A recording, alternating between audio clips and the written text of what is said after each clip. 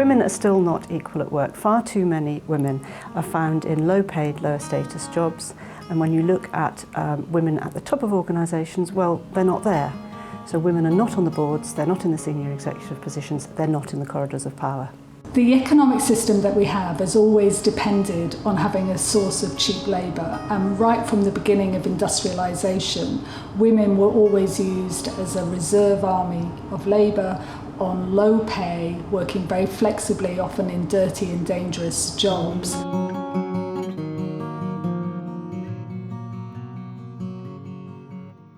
Often we find that women in our society are the ones who are in the lowest paid sectors.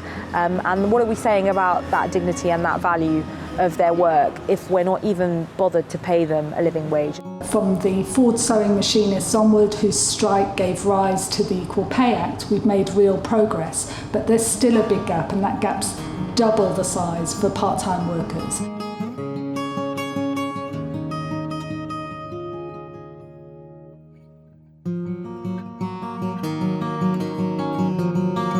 There are millions and millions of women doing jobs in shops, cleaning, caring, who are being paid very, very low wages, and that has to change. It's not acceptable in a society that claims to be democratic that women who do really important jobs, valuable work, are still being underpaid so poorly.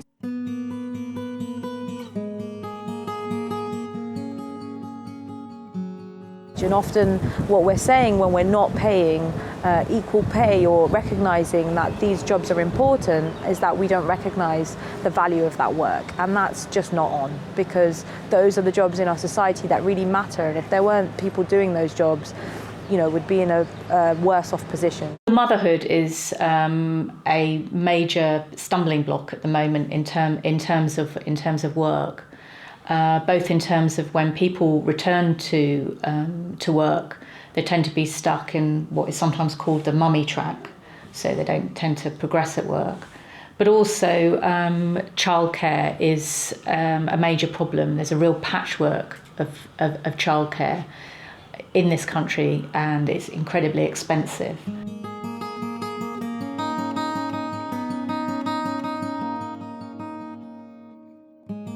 The Daycare Trust has been surveying the cost of childcare in the UK every year for the last 13, 14 years now. And this year, the 2012 cost survey showed that costs have gone up again, higher than the rates of salary increases. And what they have shown is that the average cost of childcare now is £5,000 a year. And in many parts of the country, we found gaps in childcare for older children, childcare for disabled children. So this puts immense pressure on parents who are looking to balance their work and their family lives. Increasingly, women are also caring for a new generation of older people who are living longer, which is a great thing, but who may have, real health needs. So women still carry the main burden of caring in this country, but they also do a good deal more housework than men, and of course that doesn't get paid.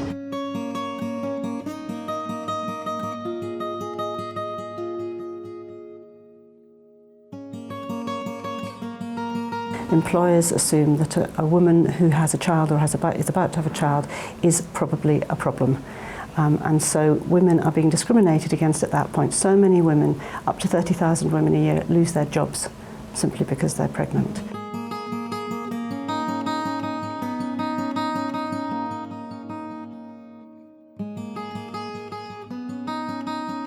So we've done research into fathers, and we discovered that so many men are pan-visible, they're omnipresent in the workplace. Fathers are not. Fathers feel that they don't dare come out, if you like, as fathers, because they'll immediately be considered someone who's half-hearted and not committed. They'll be branded or painted with the paintbrush that women are painted with, that as soon as they say, I've got family responsibilities, they're not taken seriously anymore. And yet, men desperately want to be engaged fathers. So you have a workplace that is pushing men away from their children and at the same time excluding women from the workplace. And so it's actually the worst of all possible worlds for all of us. 1 in 4 families are headed by a single parent, and 9 out of 10 of those parents are women. They have very similar challenges that other women have in the workplace, but some of those are exacerbated by being the sole carer. So for instance, they're the person who's got to take the child to childcare and pick them up. They're the person who needs to be available when a child is ill, and they need to be there during and sort out what's going to happen in the long summer holidays. They haven't got those responsibilities in any way to share. One of the other reasons that women don't progress at work and where discrimination is found is the difficulty of finding quality part-time work, because when you do have a child, it's quite common to decide that you would like to work less than full-time hours because there's so little affordable and available childcare primarily. But to get a part-time job, for too many women, it means downshifting or downgrading. So women are pushed into jobs or find themselves in jobs which don't use the skills that they have. At our charity, we did a study where we followed single parents over 3 years, looking at their experience of the welfare changes and having to move into work as their children got older. And we found that those women were moving into, despite qualifications, were moving into work that wasn't making the most of their skills.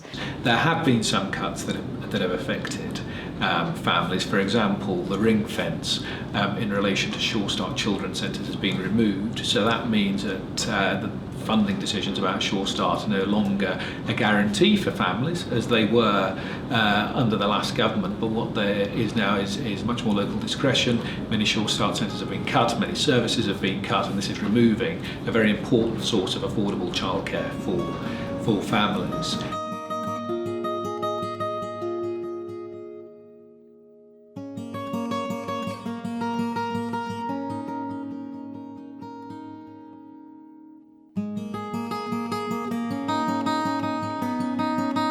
One of the ways you can get equality for women at work is through the living wage campaign. One of the reasons that the living wage is so important, particularly for women, is because often in the low-paid sector, they're having to work 2 or 3 jobs to make ends meet and to run their household. Now, if they were paid a living wage, that income that comes in from the first job means that often they don't have to take that second job. That means a better quality of life for them and more time at home with their family. The government needs to stimulate the part-time job market, but not just in terms of quantity, but in terms of the quality of those jobs, and making sure that jobs at all levels of seniority are open to part-time workers. I think the government needs to reconsider the work first agenda in welfare. So when people are going to job centres and they under the rules they must take any job as quickly as possible. They should really help people move into jobs that are going to lift those people out of poverty, that are going to sustain them in the longer term, and really give them the ability to train and count that as a preparation for work. Immediately, we would like to see the ring fence restored to Sure Start funding, so that parents know that they will have a Sure Start centre no matter where they live in the country, and this isn't dependent upon a postcode lottery. We would also like to see the cut to childcare tax credit reversed, and so it goes back up to 80%. I think it's as important to build a new caring service as a pillar of a new welfare state settlement. It's as important as building bridges or roads or our transport system, because that is the key to many working women and of course men being able to get a decent job in the first place. And it's important that those who work in that service are also treated with respect and dignity and rewarded properly for that valuable work that they would be doing. We need more flexible working for both men and women. When people work flexibly through choice, then there are lots of productivity and engagement gains for business. It's a real win-win if we can redesign work so that it works in the interests of the individual and the organisation. But at the moment what we're doing is organising work in a way that is not actually good for anybody. We could be a lot more productive if we found better ways of working. Capitalism has always relied on women working for less and doing all this unpaid work. And that's got to change for the future. Working women need to know that they'll get decent pay, that they'll get good support services, and that there'll be an end to that prejudice that they still face. Lots of women still get sacked at work simply because they're pregnant, and that's not right, it's not fair, and it's not the kind of economy and society that we want for the future.